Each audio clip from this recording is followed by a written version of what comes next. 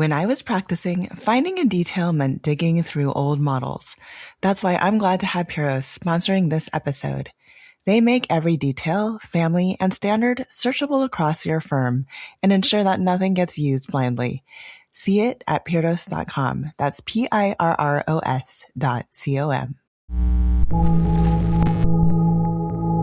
Welcome to Practice Disrupted, a podcast exploring how architects can build better businesses, embrace emerging technology, and create more sustainable, fulfilling practices.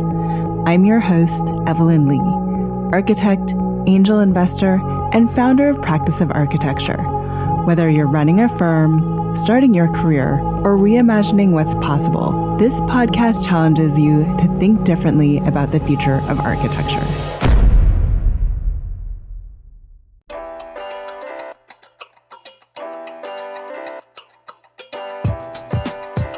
Hello, Disruptors. Welcome to this week's episode of Practice Disrupted.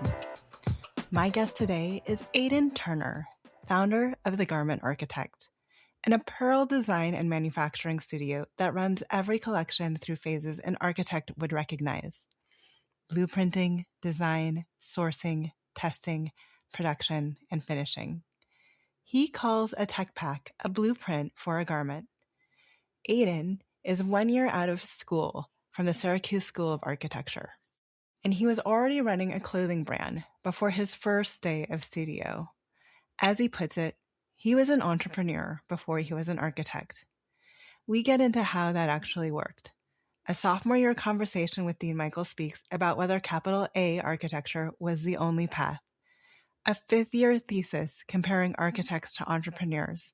A real estate minor, the vice president seat at Syracuse's Fashion and Design Society, and the night he ran a pop-up shop and went straight into an all-nighter for his studio final. We talk about what transferred from school, what didn't, and the leap he took this past December to leave the architecture firm he was at and go all in on The Garment Architect. We also get into quality, supply chain, and his line against fast fashion. Aidan's argument is that apparel is one of the most intimate physical extensions of a brand a person can carry, and that cheap, throwaway merch quality erodes the thing that it was meant to celebrate. Let's dive into the conversation. Hi, Aidan. So happy to have you on the show. Thanks for joining us on Practice Disrupted.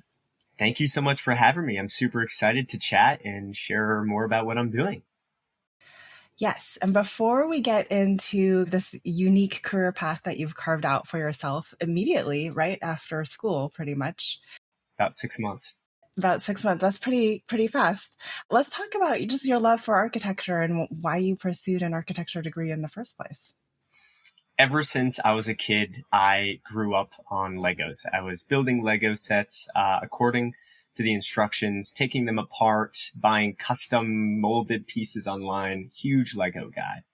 That later translated into Minecraft, where my friends were the go gather resources, make diamond tools, and I was I'm going to run 10,000 blocks to find this specific wood and bring it back so I can build a house.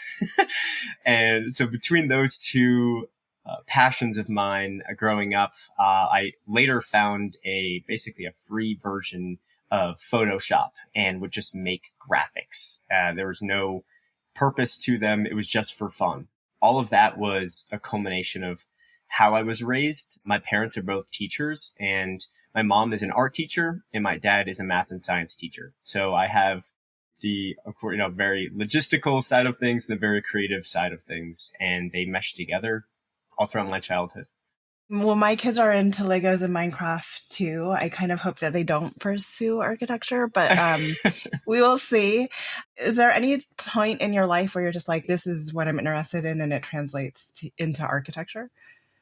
I was always a builder. I've always been a creative person and have always been building things, whether it's creating something with my hands or just thinking of these ideas. I would create these storylines for my Lego guys and build these creative, these massive, almost cities in Minecraft, all with very similar themes. But it wasn't until I took an architecture class in high school, which I was very lucky for them to have offered an architecture class. It's very rare, but I took actually 2 drafting classes my junior year and then another one my senior year of high school. And that is when I knew that architecture was a perfect way to use my creativity in a interesting and unique way. So I would love, Aidan, for you to tell everyone what you're doing today as the garment architect and when this kind of happened, because it actually kind of happened in school. And I was speaking to Michael Speaks, who I had as a professor when I was at SciArc, and he was the dean, or he still is the dean at Syracuse. So it started when you were in school. So my background all started in 2020 when I created a clothing brand called Greater Things, greater as in a cheese grater. And we are all about making your life greater by being cheesy. And I ran that brand all throughout college while I was at Syracuse, the School of Architecture. And that's where I was introduced to the world of fashion, entrepreneurship, business, and where I started to practice garment architecture without even really knowing it. So that is where I started, and I was able to leverage my architectural training, my education, to build off of, but also learn from my experience there. What made you interested in starting Greater in the first place? I mean, architecture school is not a light load. Most people would say studio takes up a lot of time. So what made you miss all of your studies, decide I'm going to start a business?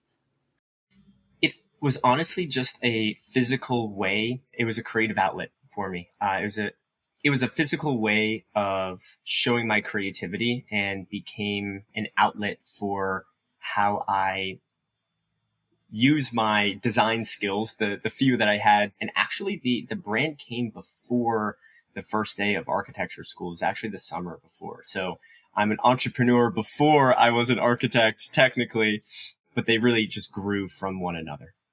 Where do you credit getting your entrepreneurial spirit from? I honestly think it was just growing up and learning by doing. There's nobody in my immediate family is directly entrepreneurial, and not many people in my circle are. And I really didn't sit down and say, I'm going to start a business. I'm going to do this to make a living one day. It was really just a passion project. It was something that I had fun with. Buying and selling sweatshirts was interesting. I was learning something new.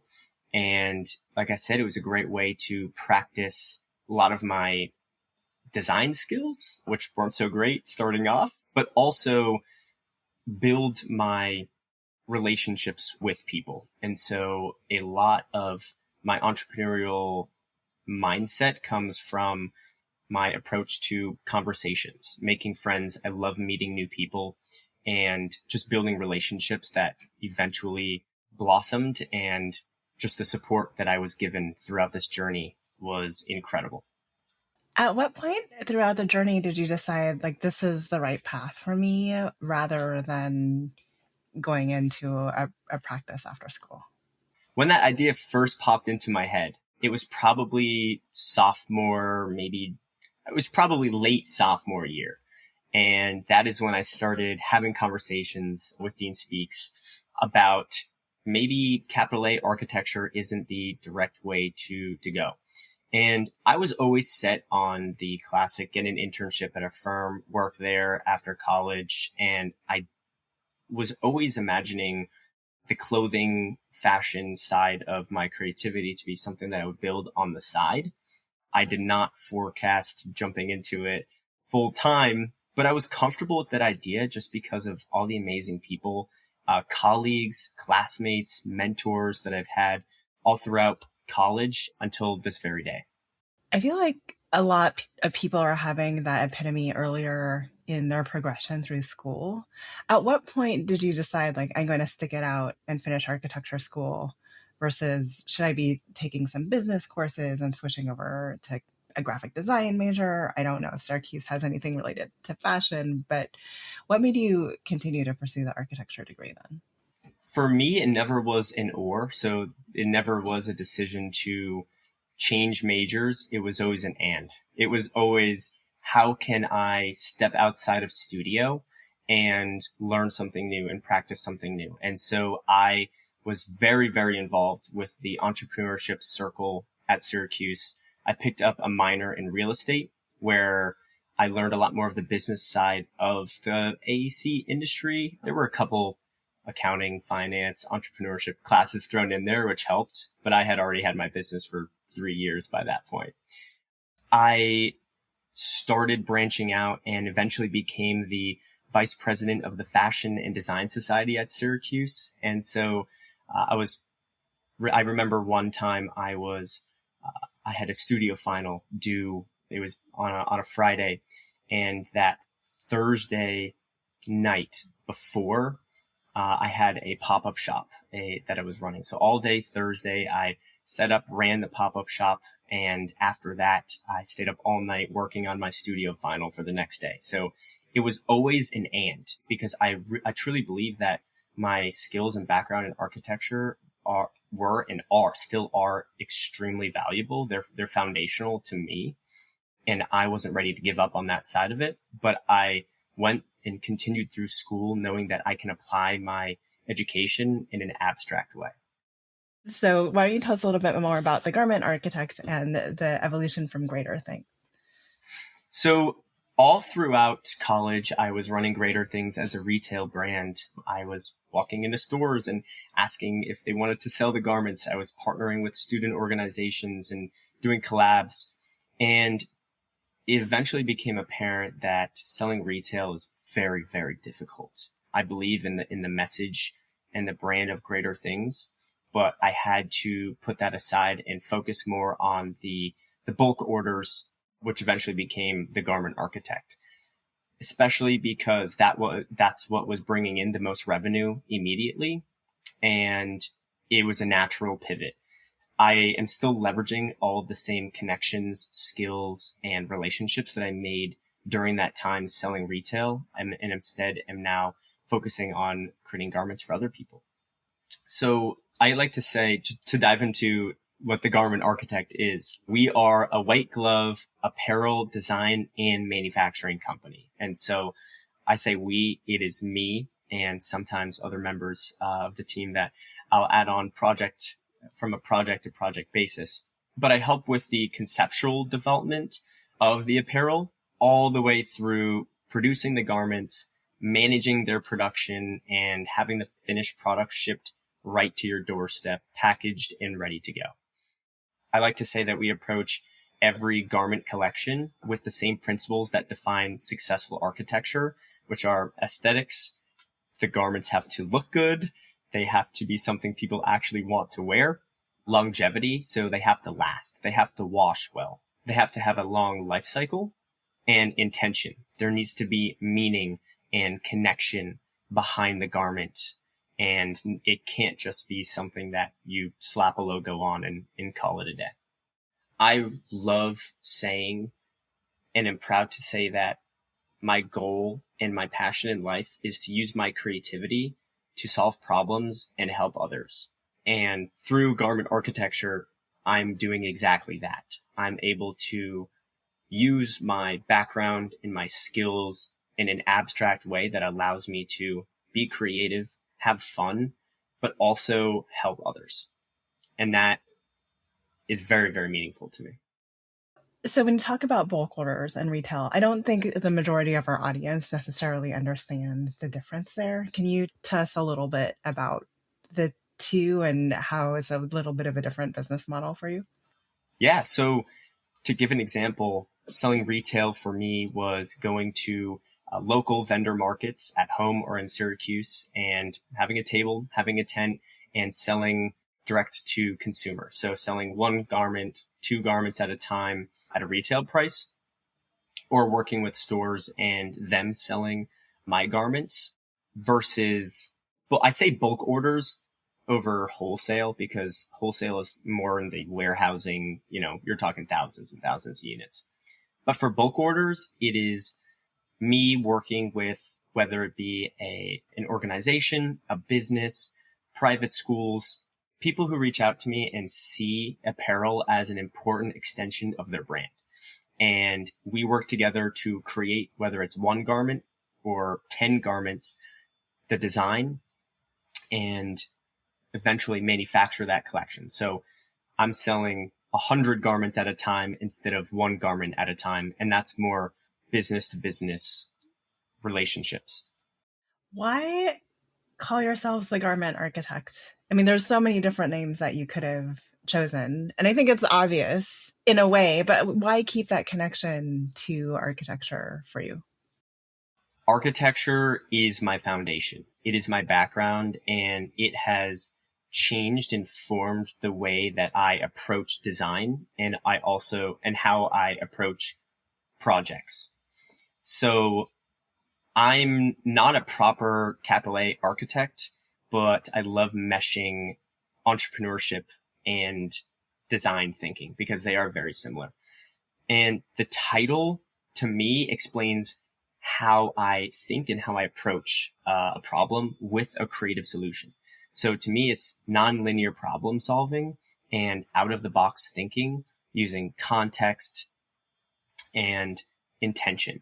That's something that I truly value about my architectural education because it really formed this creative lens for me to execute and practice. And every once in a while, I had worked with a business or an organization that would approach me while I was selling retail to work on a bulk order with them. And so I took on the project and practiced garment architecture without even realizing it. But you take this, I think, more seriously because it goes deeper than the name. Like if you actually go to your website, your process kind of involves phases that are directly linked to phases that you might have for an architecture project. Can you talk to us a little bit about that? Absolutely. So I use words such as blueprinting and, of course, design, sourcing, testing, production, finishing. So I wanted to be intentional as to how I branded myself. The garment architect is who I am. It is my persona. I didn't realize the process of approaching garment design and manufacturing was so similar to the way that I would approach architecture.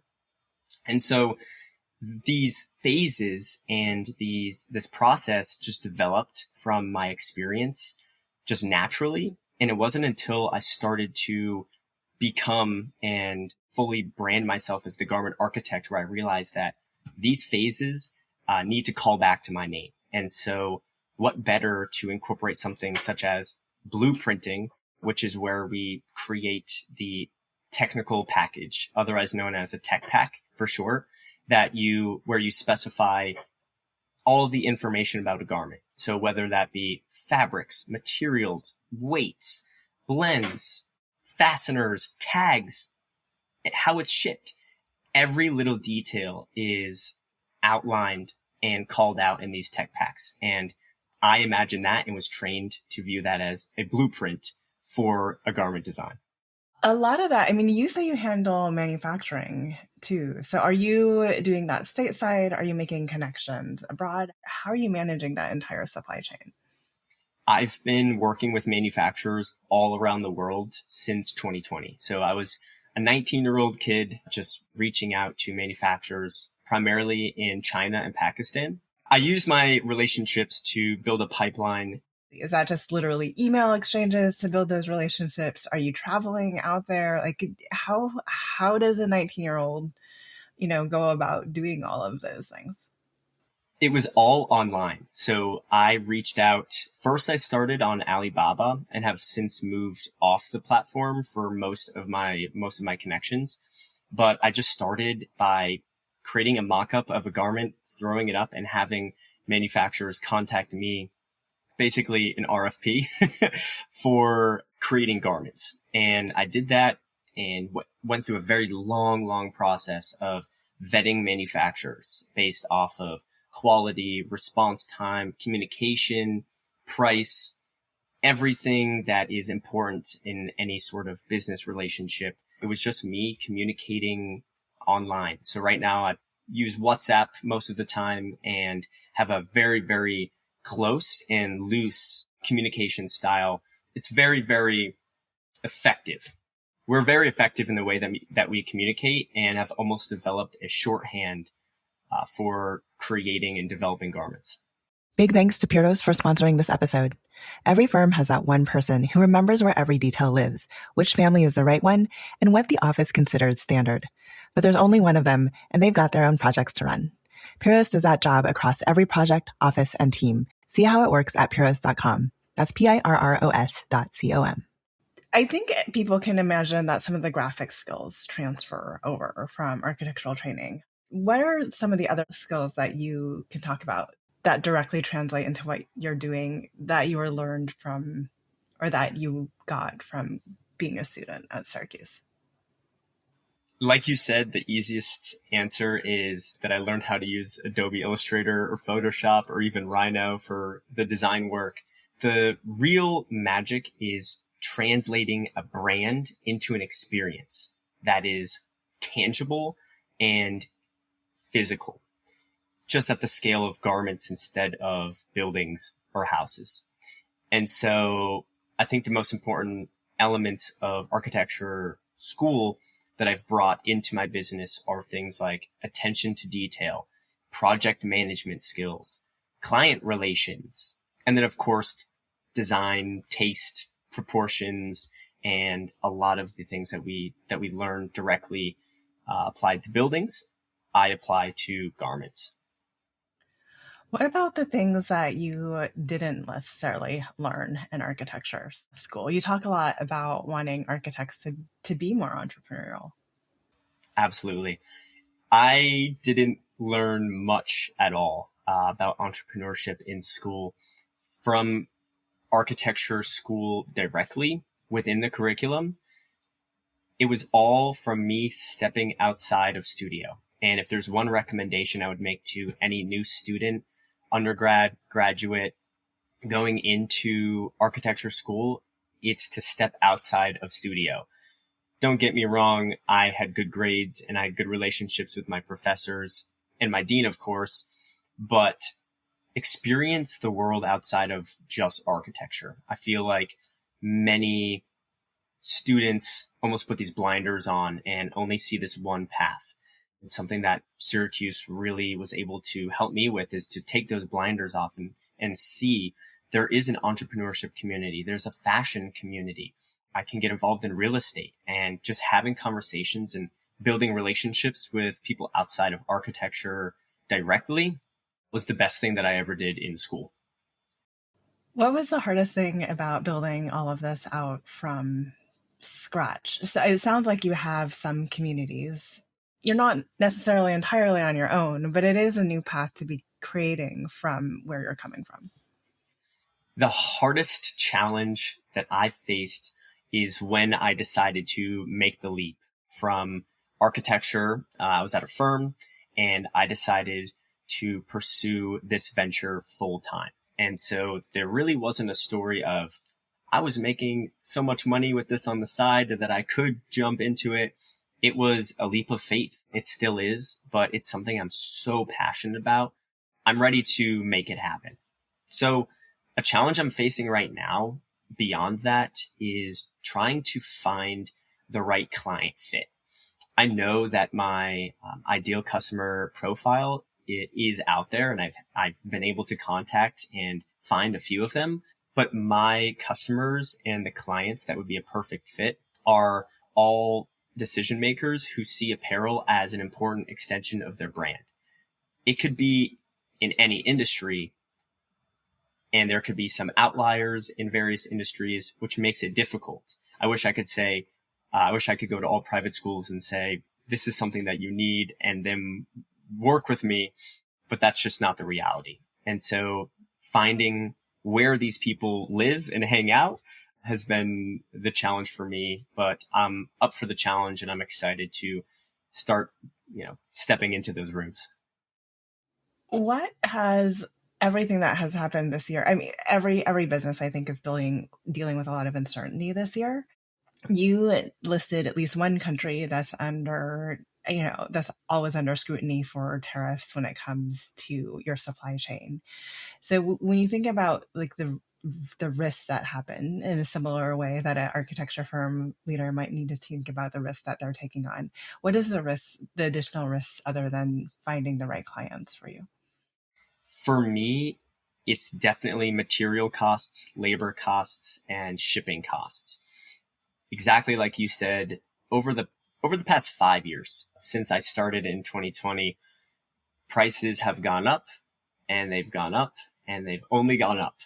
And figuring out how to navigate that, some of the burden is put on me to find interesting ways to maybe pool orders together or unique ways to ship.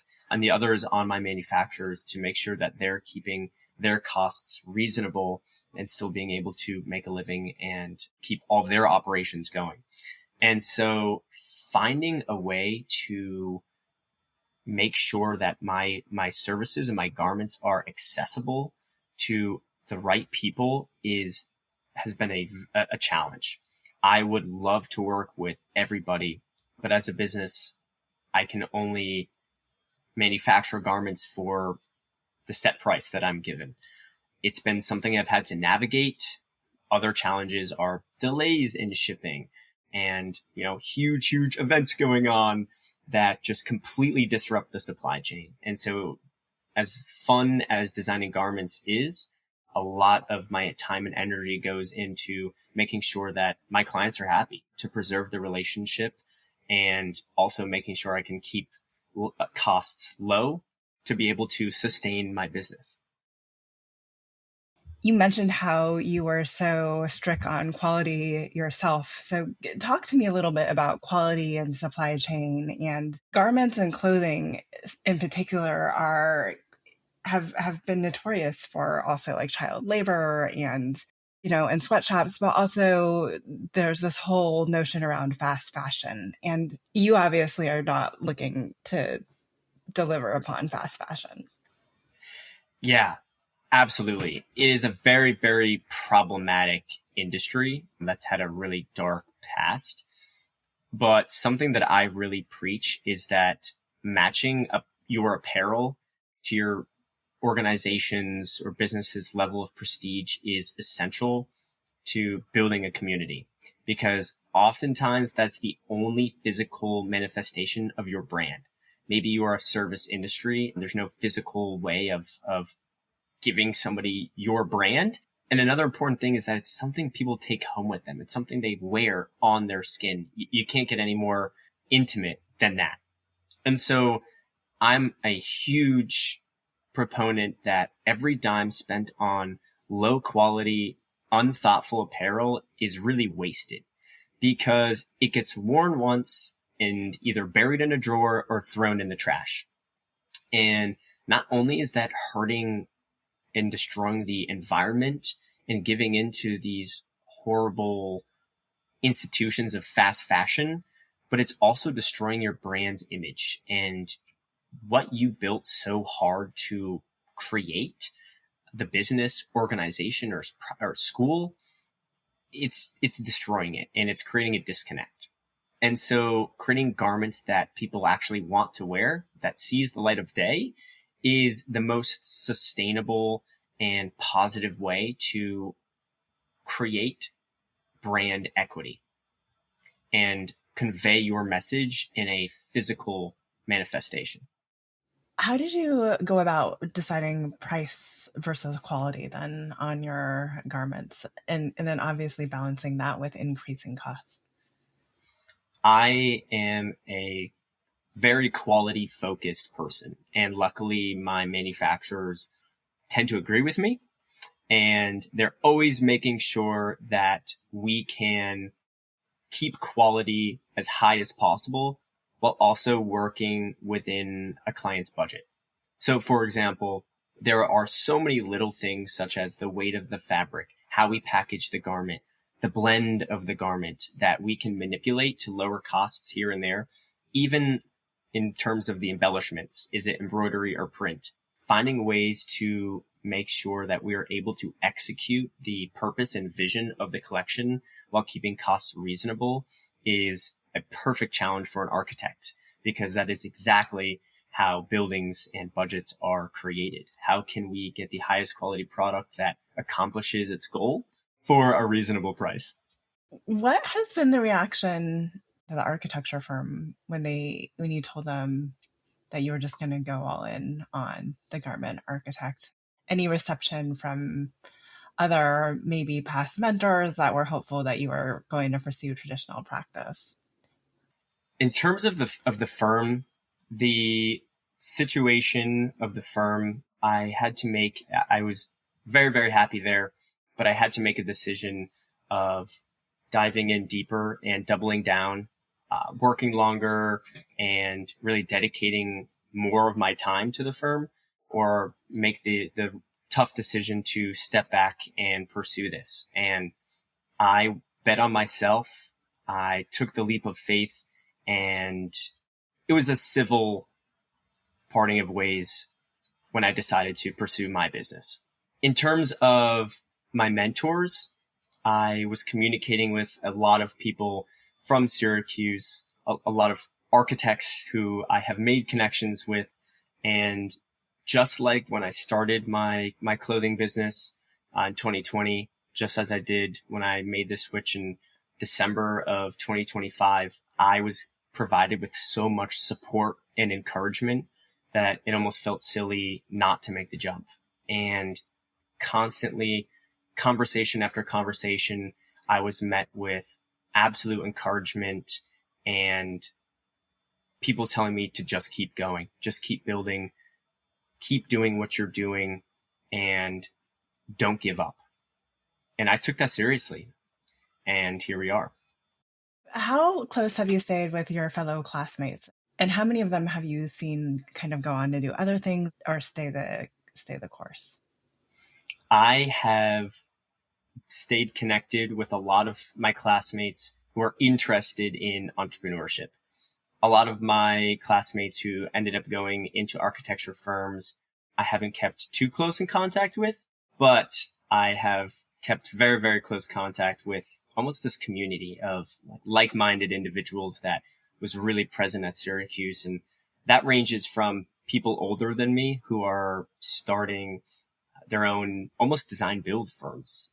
They're design studios, modular housing projects, and also ranges down to students who I'm still mentoring, I'm still connected with, who don't want to become an architect. They want to leverage their architectural education in a more creative and entrepreneurial way. A lot of that has been me continuing my relationship with my peers, but also mentors like Dean Speaks. And I've also been working with and been a part of a community called The Collective by Out of Architecture, where I have shared a lot of my experience as a young entrepreneur and student fresh out of college. Where do you see the most interesting work kind of happening in those conversations at the edge of architecture and people that are really interested in doing something a little bit different or a little more entrepreneurial? I love how my generation is really starting to accept this notion of you don't have to be a traditional architect and follow the path exactly. So working with some of my peers who are starting businesses in the design studio space, modular housing space, some of them going into fashion, creating their own creative agencies. That is really where I see the most innovation, especially from people my age.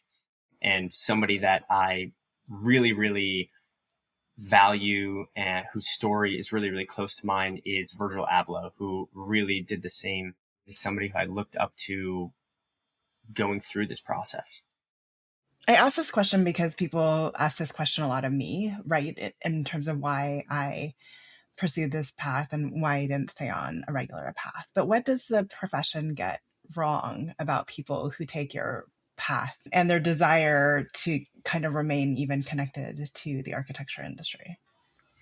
I think from my very limited experience of the architecture profession, I'll lead with that. But from what I've heard and what I've experienced, a lot of people, especially architects in those higher positions, don't realize that people in my generation, my age, don't necessarily want to be in those positions. They don't necessarily want that life because they see how stressful and unforgiving the lifestyle is. And so I know I've gotten this a lot, that I've wasted my education. I've wasted my 5 years of architecture school. And I have a lot of pushback against that because I don't think a single second was wasted. I think there's an outdated mentality that is almost acceptable in other areas, such as marketing. There's so many students who change their majors or study one thing and don't go into that profession. But I think it's still taboo for an architect to study architecture and move into a different area of the profession. For some reason, I don't think that translation or that acceptance is fully widespread yet in the architectural profession. And I'm a huge proponent that it should be. And your education in architecture is not something that should be applied literally every single time. There's plenty of wiggle room in ways that you can apply it in very abstract ways. What do you hope the profession of architecture looks like 5 years from now?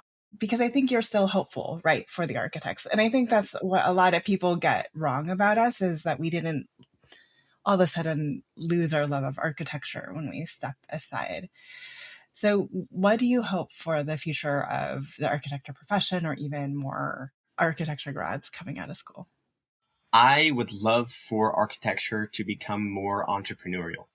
And I say that because I spent my whole 5th year of school creating my thesis on comparing architects with entrepreneurs. And we are so similar from the way that we think, the way our design thinking, our nonlinear problem solving, even our Briggs-Meyer testing results, whether you take that seriously or not, there's a lot of synergy and a lot of similarities.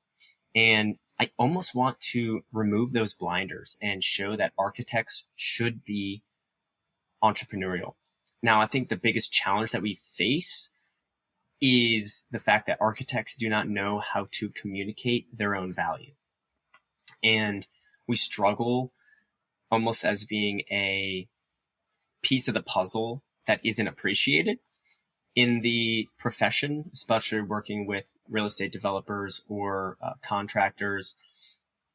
And if we can find a way to almost remove this veil of mystery behind what we do and find a way to communicate what goes on in our minds, because that is the asset at the end of the day. We communicate through drawings, but our process is definitely not communicated through our deliverables. It's everything that goes on in our brains. I think if architecture can evolve in a way where our skills are valued as highly as they should be, then we would be able to be more entrepreneurial and more business-minded instead of very almost closed-minded. But I'm very, very passionate about this and very hopeful that it can be, especially because people who are coming out of college, especially through social media, see the world of entrepreneurship and see how amazing and inspiring for us to see a future that is bright and not bleak. So I think that this coming, my generation, can bring a lot of this fun change and really disrupt the industry in a very positive way.